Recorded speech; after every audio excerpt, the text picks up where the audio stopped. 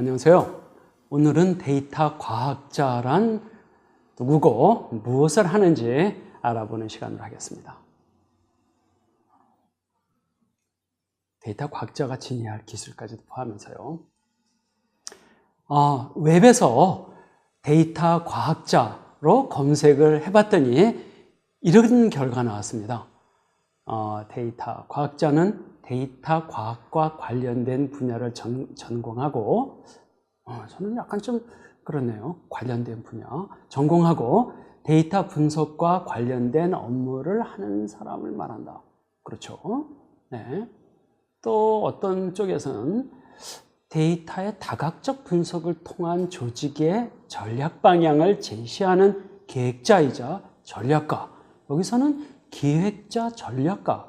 뭐 그런 얘기도 있고요.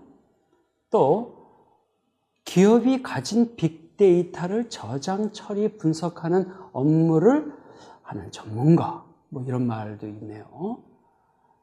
또 여기 보게 되면요. 딱 눈에 띄는 게 초봉 1억 2천만 원 데이터 사이언티스트라. 뭐 이런 말도 있어요. 야, 참 좋습니다. 여기 보면은 데이터 사이언스 급여가 세네요. 그리고 또 데이터 사이언티스트가 되는 법 그렇게 해가지고 이렇게 말들도 있고요. 데이터 사이언티스트 인터뷰 이런 걸도 있네요. 그러니까 데이터 사이언티스트를 채용을 할 때 어떤 인터뷰 그 퀴즈가 있을 것이고 그때 어떻게 얘기를 해야만 되는지 뭐 그런 내용일 것 같아요. 저도 이런 걸 좀 해본 적들이 있습니다. 그 인터뷰를 한 적이 있었고 이렇게요. 또 여기 또 다음번에 꼭 많이 나옵니다. 그러면 우리 한번 데이터 과학자가 하는 일이 무엇인가 한번 알아보도록 합시다. 앞에 그 웹페이지에서 데이터 과학자들이 어떤 사람들인가 한 얘기들이 대부분 다 맞는 얘기들입니다. 내가 이제 지난 시간에 얘기했듯이 그건 왜 그러냐가 하게 되면 데이터 과학자가 전반적으로 해야 되는 일들이 이렇게 다양하고 많아서 그래요. 그러니까 그 데이터를 수집해야 되는 그런 것들은 물론이고 수집되기 전에 내가 해야 되는 이 데이터 과학 그 사이언스 프로세스가 무엇이지? 프로젝트가 무엇이지? 이런 것도 해야 되고 뭐 그런 여러 가지 일들을 해야 되기 때문에 데이터 과학 내지 데이터 과학자를 설명하는 글들도 그렇게 많을 수밖에 없습니다. 그래서 지난 시간에 했었던 거를 다시 한번 보게 되면 해당 분야 지식을 갖고 있던가 또는 갖고 있는 사람을 찾던가 아니면 그런 사람이 없다던가 하게 되면 어떤 경우에는 자기가 공부를 해서도 알아야 하고 최소한도 그리고 뭐 데이터를 수집을 해야 되고 이런 것들을 다 해야 되기 때문에 데이터 과학자를 설명하는 그런 여러 가지 그 말들도 다 맞을 수가 있습니다. 그래서 지난 시간에 얘기했듯이 데이터 과학자를 한마디로 딱 한다고 그러면 데이터 과학을 하는 사람이라고 할 수 있고 데이터 과학이 스코프라고 그러죠. 영역이 넓고 그러다 보니까 또 어떻게 생각을 해보게 되면은 데이터 과학자를 데이터를 중심으로 그렇게 스토리를 만들 수 있을 정도의 그런 개념에 있는 사람이라고 할 수도 있지 않을까 그런 생각을 합니다. 그러면 데이터 과학 또는 데이터 과학자 언제부터 이 말이 쓰였나 보게 되면은 이 아래에 있는 두 젊은 사람 이때는 2008년도라고 생각을 하는데 이 두 사람들이 하머 바처랑 그리고 오른쪽에 사람이 데이비드 이 사람이에요. 근데 왼쪽에 있는 하머 바처랑 이 사람은 나중에 이 클라우데라를 라고 이게 빅데이터 솔루션 만드는 큰 회사인데 그 회사를 제 기억으로는 창립한 멤버 중에 하나이지 않았나 저는 그런 생각도 갖고 있습니다. 이 두 사람이 2008년도에 데이터 사이언스 또는 데이터 사이언티스트란 말을 사용하기 시작했습니다. 처음에는 이 두 사람들이 자신들의 직무, 내가 하는 일이 뭐야? 그렇게 할 때 나는 데이터 사이언스를 해. 이렇게 그 말을 사용하면서도 하긴 했습니다. 그래서 이제 데이터 사이언스가 이 말부터 돼가지고서 이제 조금씩 의미가 생기고, 그 단어가 정립되기 시작을 한 것이라고 생각할 수 있습니다. 2008년 얼마 되지 않았죠. 네. 데이터 사이언티스트가 지녀야 할 스킬셋, 그러니까 기술들이죠. 무지 많습니다.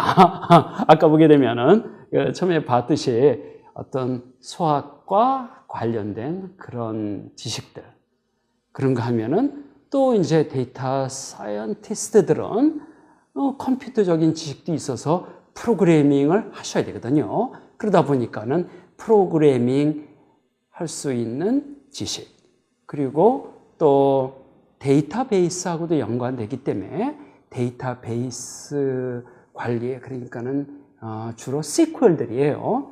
SQL들을 할 수 있는 능력, 그리고는 이제 도메인 지식, 그러니까는 데이터 사이언스 프로젝트에 관련된 전문 분야, 그런 분야가 있으면 전문 분야 지식. 그리고는 이제 그 우측 하단에 또 이런 말도 있네요. 커뮤니케이션, 그러니까 소통 능력과 그리고 시각화 능력까지. 그리고 하나하나 그 세부 기술들을 보면요, 무지 다양해요. 예, 그러니까 뭐 여기 보게 되면은 이 기계학습을 매스와 그 수학과 통계학의 밑에 집어넣는데 약간 그런 것부터 시작을 해가지고 굉장히 세분된 지식들이 많습니다. 그거 하나하나가 장난이 아니거든요.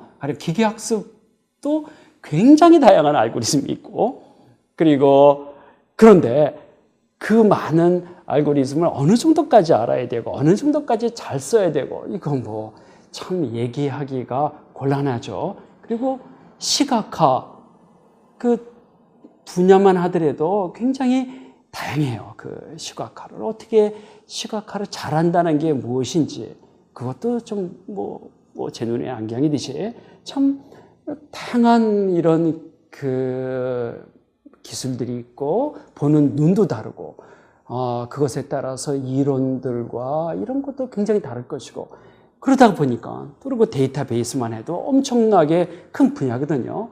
그래서 이런 것들을 다 충분한 정도로 자세하게 한다, 잘한다, 참 어려운 것들이죠. 그러니까 여러분 대부분이 생각하듯이, 야, 데이터 과학자가 무슨 수로 이 많은 한 사람이 기술들을 다 갖추냐?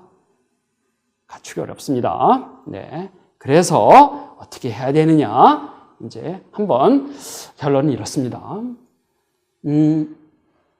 어떤 데이터 과학자도 아까 봤었던 모든 스킬들, 지식들을 다 갖출 수 없어요. 그리고 그런 경험들도, 충분한 경험들 다 갖출 시간도 없었고요. 그러니 이제 그때 이제 어떤 경우에는 팀을 짜서 만들 수도 있고, 수행할 수도 있고, 그래서 데이터 사이언티스트 또는 데이터 사이언스 프로젝트 팀, 이런 것이 어떻게 되어야지 좋다 하는 거는 참 그때 상황에 맞춰서 하는 수밖에 없습니다. 그거를 염두에 두면서 한번 봅시다. 첫째, 우리가 데이터 사이언티스트가 데이터 사이언스 프로젝트를 하게끔 되는데, 그때 그 프로젝트는 그냥 서비스를 만들 수도 있고, 데이터 사이언스 프로젝트라서 솔루션, 그러니까는 소프트웨어를 만들 수도 있고, 어떤 경우에는 우리가 데이터 사이언스를 하면서 그냥 보고서를 만들지도 몰라요. 그런 거니까 내가 데이터 사이언티스트가 데이터 사이언스를 함이 무엇이다 하는 거는 제각각 다 다를 수밖에 없습니다. 조그맣게 얘기했듯이 분야에 따라서, 아까도 봤었지만 우리가 전 시간에 보았죠. 내가 데이터 사이언스 프로젝트가 굉장히 다양하니까 어떤 경우에는 공장 프로젝트가 있을 것이고 또 어떤 경우에는 고객 관리도 있을 것이고 그러니까 그런 분야가 다르게 되면 그 우리가 말한 분야 전문 지식이 필요해요. 그런데 한 데이터 사이언티스트가 그 많은 그 다양한 분야에 대해서 잘 알고 있다는 것은 불가능하죠. 그러다 보니까 이 프로젝트가 다 제각각일 수밖에 없어요. 그러니까는 당연히 그 분야 또는 데이터 사이언스 도메인에 따라서 달라질 수밖에 없고 조금 아까 얘기했지만 규모와 데이터 사이언스 프로젝트 규모 또는 복잡성의 그가 굉장히 다양할 수 있어요. 빅데이터고 어떤 경우에 데이터 사이언스 프로젝트가 굉장히 큰 것일 수도 있어요. 어찌 보게 되면은 무슨 뭐 수십억, 수천억짜리 프로젝트일 수가 있을 수도 있거든요. 그런 것들은 또 이제 그것의 그 규모와 복잡성의 차이가 다양할 수밖에 없기 때문에 또 데이터 사이언티스트 또는 데이터 사이언스 팀도 달라질 수밖에 없습니다. 그리고 이제 스코프란 말은 또 약간 다르게도 쓰일 수도 있는데 내가 데이터 사이언스 프로젝트가 얼마나 깊이 나갈까 그런 것에 좌우되기도 해요. 어떤 경우에는 데이터 사이언스 프로젝트가 이럴 경우들이 있어요. 가령 이 사장님이나 어떤 분들이 우리가 회사가 데이터를 다루잖아. 그러면은 우리가 이 데이터를 어떻게 활용을 해서 우리가 좋은 상품을 만들지 또는 우리가 데이터를 어떻게 활용을 해서 우리가 고객들을 잘 알아서 그 사람들한테 맞게끔 마케팅을 할 건지 우리가 데이터 활용 전략 그 기획부터 한번 해보자. 그런 것들을 우리가 크게 했을 때는 막 컨설팅을 한다 뭐 그렇게도 얘기하거든요. 그래서 이번에는 데이터 사이언스 전략 컨설팅을 한번 해보자 해서 그거까지가 데이터 사이언스 프로젝트일 경우들도 종종 많아요. 그럴 때에도 데이터 사이언티스트들이 핵심적으로 동원이 돼서 당신 회사는 이런 이 데이터가 있고 당신 회사의 업이 이런 것들이니까 또 이런 데이터가 있으니까 이런 것들을 이용을 하면은 당신 회사의 고객을 잘 알 수 있을 것 같아요. 또 어떤 경우에는 당신 회사는 지금까지 완전히 이상한 것을 하고 있었습니다. 데이터 수집도 안 하고 있었고 데이터도 이상한 것들을 모으고 있었고 한마디로 개념 없었습니다. 뭐 그렇게 얘기할 수도 있거든요. 그런 것들을 우리가 데이터 사이언티스트가 쭉 분석을 해가지고서 보고서 형식으로 이렇게 이 산출물을 낼 경우들도 종종 많아요.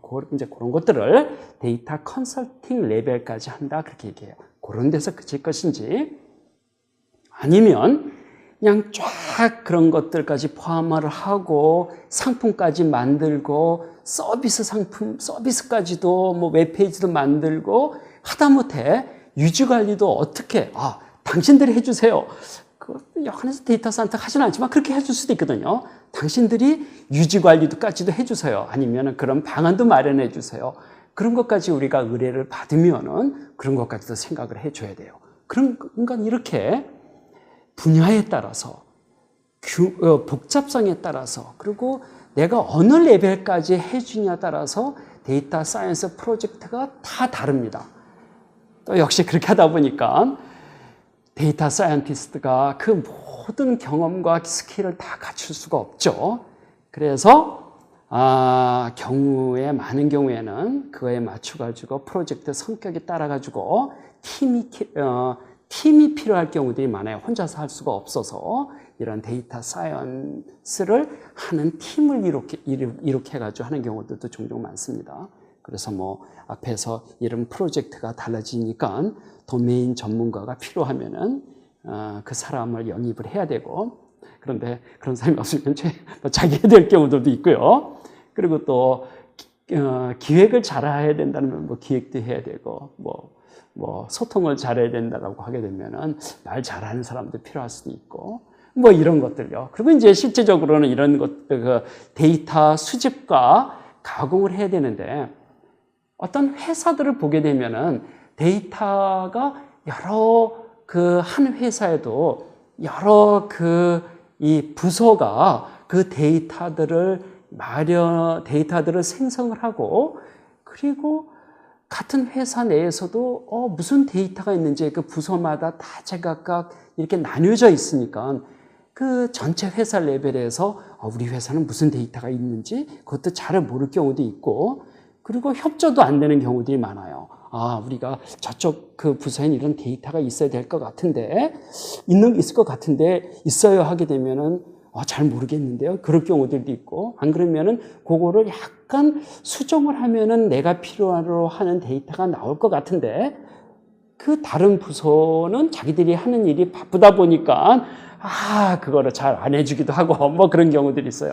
그럼 어떻게 해야 되겠어요? 데이터 사이언티스트가, 그런 뭐 사람들 설득하든가 아니면은 그 회사나 이런 쪽에 있는 사람들을 모아가지고 협조를 구해야 되고, 그럴 경우도 있긴 있습니다. 근데 좀 약간 피곤해지긴 하지만, 그런 일들은 많이들 생기기도 합니다. 이런 것들이 이제 조금 아까 말한 소통 능력인지도 모르겠어요. 그래서 그런 데이터 과학자는 기술 외에 이런 것들도 실제로 하다 보면은 꽤 많이 필요들 합니다. 우리 이 수업에서는 주로 기술적인 면을 다룰 거예요. 이런 소통이나 이런 거는 여러분이 이제 실제 프로젝트를 하면서 닥치게 되게 되면은, 하면 되겠죠. 네. 이렇게 생각할 수도 있습니다. 전문성이 굉장히 깊은 분야. 요 얘기에 대해서 내가 좀 얘기를 해봅시다. 가령, 여기서는 우리 이 그림에, 지난번에 봤었던 그림에서는 도메인, 또 비즈니스, 그러니까 어떤 전문 분야죠. 전문 분야가 그 데이터 사이언티스트가 좀 알아야 될 거라고 했는데, 이 전문 분야라고 하는 것이 내가 계속 얘기를 하지만 참 이게 어려운가요? 도대체 어느 정도가 전문 분야냐? 그럼 한번 예를 들어서 한번 얘기를 해볼게요. 가령 컴퓨터 비전 쪽이 있어요. 이거는 컴퓨터 비전은 주로 이미지나 아니면 동영상이나 그런 걸 해가지고 거기에 나와 있는 것들을 인식을 하고 그걸 그룹핑을 하고 그런 거예요. 어떻게 보면 컴퓨터 비전 기술이 많이 쓰는 것이 자율자동차예요.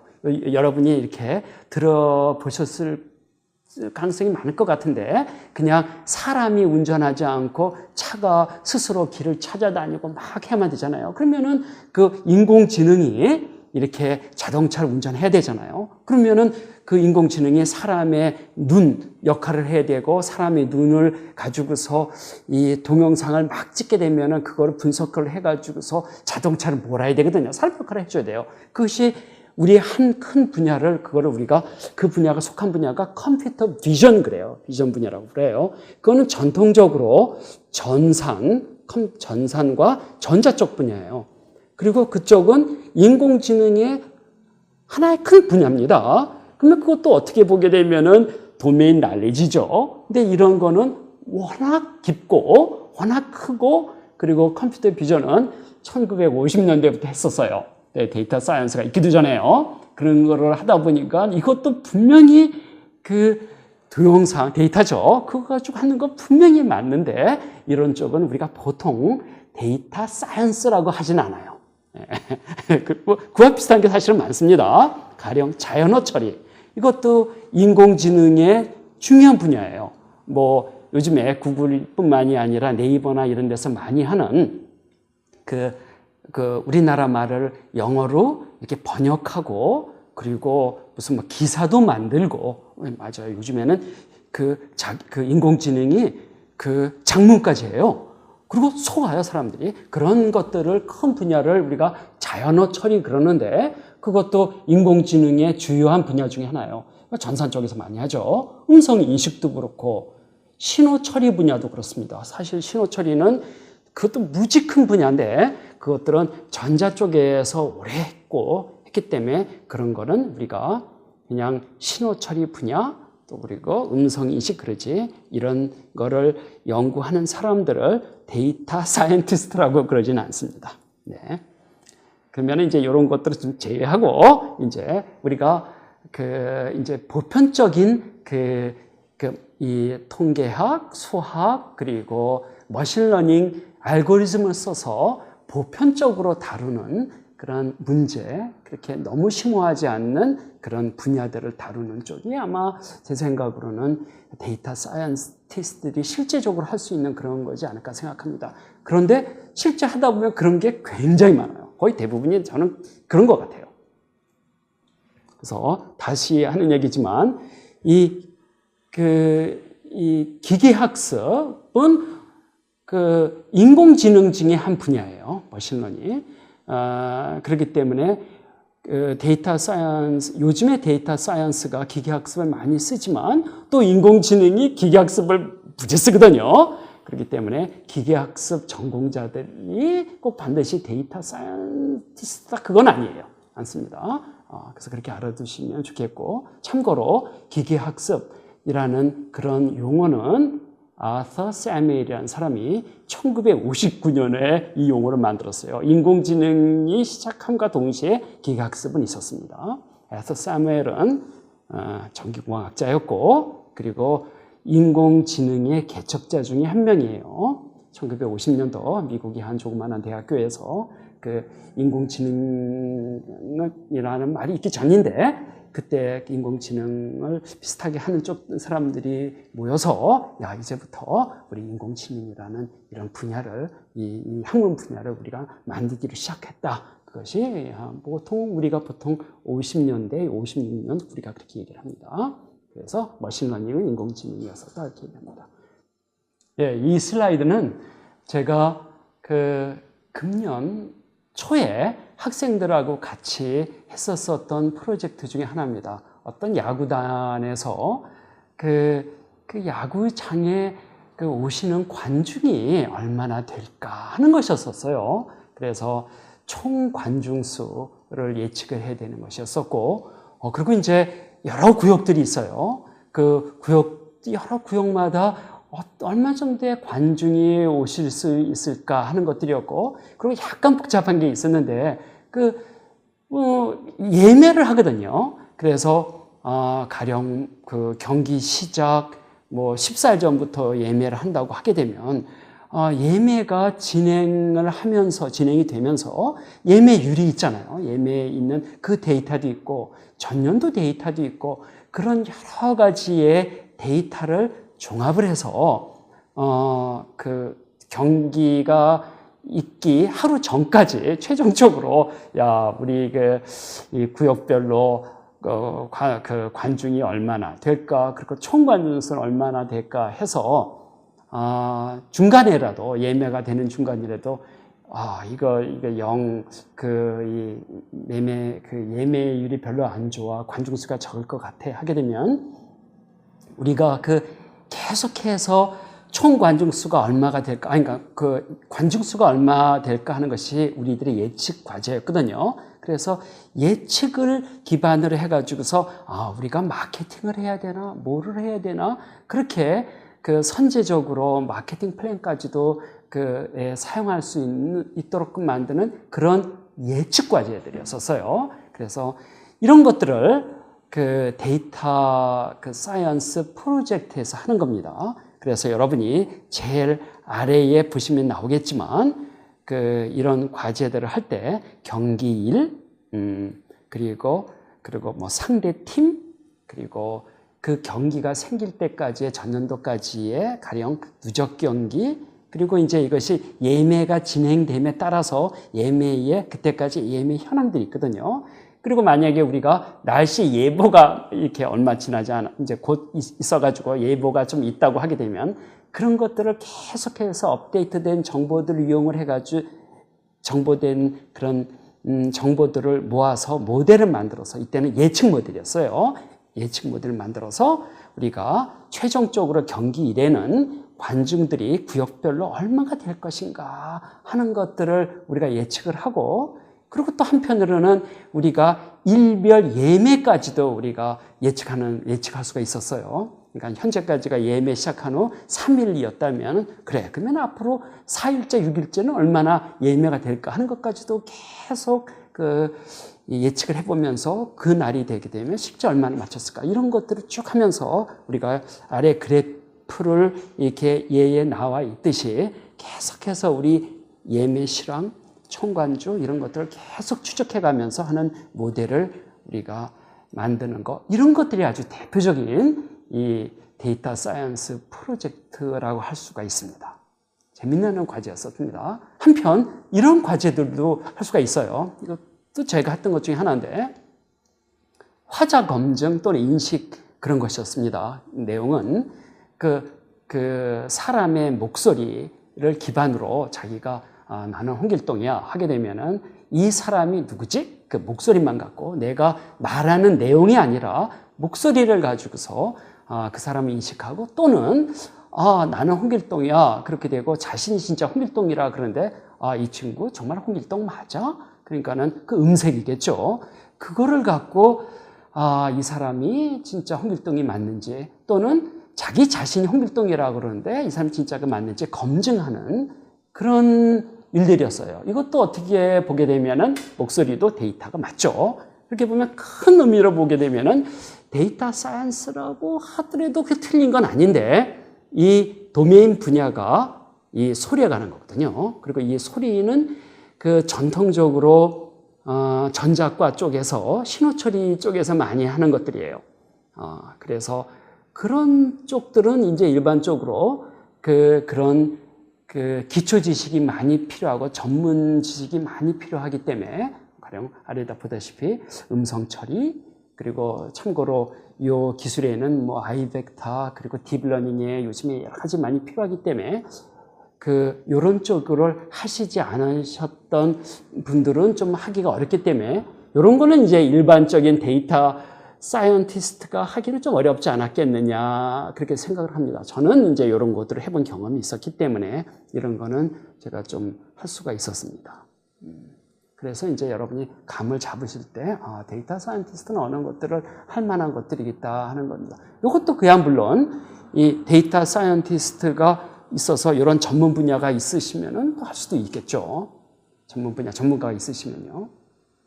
그러면 데이터 사이언티스트들의 전공 배경이 어떻게 되나 한번 보도록 하겠습니다. 이것은 최근 그 자료인데, 저는 학부에서는 전자공학을 했고, 그리고 석사는 컴퓨터공학을 했고, 그리고 박사는 전산학을 했어요.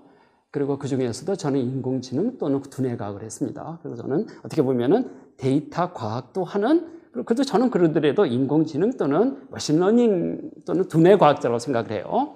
이렇게 생각을 하고, 그러면 요 아래에 출신들이 어떻게 되나 한번 쭉 봅시다. 이거는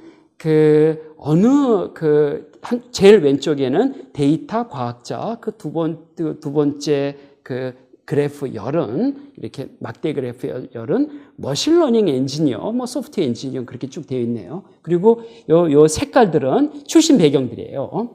보게 되면 데이터 사이언티스트는 그래도 제일 많은 거는 전산학 출신들이 제일 많네요. 그 다음에 많은 거는 여러 가지 공학, 그리고 이 노란색은 보게 되면은 비즈니스 또는 에코노믹스네요. 그러니까는 경영 쪽과 이런 쪽이네요. 그리고 연두색 쪽은 데이터 과학자들이 보게 되면은 연두색은 수학과 통계학 쪽이네요. 그리고 이렇게 다양한 출신들의 사람들이 이 데이터 과학자들이 됐습니다. 이 데이터는 미국 데이터예요.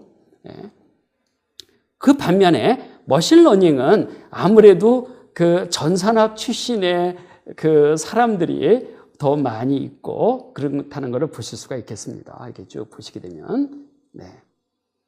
그러면 저는 그 두 번째 막대 그래프에 속한 쪽이겠죠, 배경이. 그러면은 데이터 과학자들의 그 학업 수준을 보겠습니다. 네. 석박사가 되게 많죠. 이렇게 보게 되면요. 그러면 그렇게 되면 데이터 사이언스 그리고 머신 러닝 하는 사람들도 이렇게 석박사 출신들이 압도적으로 많습니다. 압도적으로 많죠. 전체의 반 이상이 데이터 사이언티스트들의 반 이상이 석박사 출신들이고 그런가 하면은 이 기계학습 하시는 분들도 역시 그렇습니다. 그러면 이건 또 한편으로는 최근에 그 데이터 과학을 업을 하시는 분들한테 그러면은 너는 이제 앞으로 데이터 과학의 여러 분야들 중에서 뭐를 조금 더 지식을 쌓고 싶어 하니까 이 오른쪽에 푸른색은 자기들은 이런 쪽을 웬만큼 알고 있다 하는 쪽들이에요. 그렇게 보니까 그런 쪽을 보게 되면은 무슨 뭐 엑셀이나 무슨 뭐 R 프로그래밍 그 프로그램도 알고 있고 그런데 이 요즘의 데이터 사이언티스트들이 그 많이 하고 싶은 거는 여기 보게 되면은 저 붉은색으로 나와 있는 쪽입니다. 그 좌상단에 보면 텐서플로우 그리고 딥러닝 이렇게 돼 있죠. 참고로 텐서플로우하고 딥러닝은 딥러닝 요즘에 신경망을 기반으로 한 머신러닝이에요. 그쪽을 진짜 더 하고 싶으네요. 딥러닝과 텐서플로우는 그거는 인공지능에서는 아주 핵심적으로 쓰이는 쪽이죠. 기계학습에서. 그런 쪽으로 더 많이 하고 싶다고 이렇게 늘 얘기들 합니다. 네, 수고하셨습니다. 오늘은 데이터 사이언티스트가 하는 일 또는 데이터 사이언티스트가 갖춰야 할 자질 그리고 앞으로 데이터 사이언티스트가 배우고 싶은 거 그런 것들에 대한 것들을 살펴보았습니다. 고맙습니다.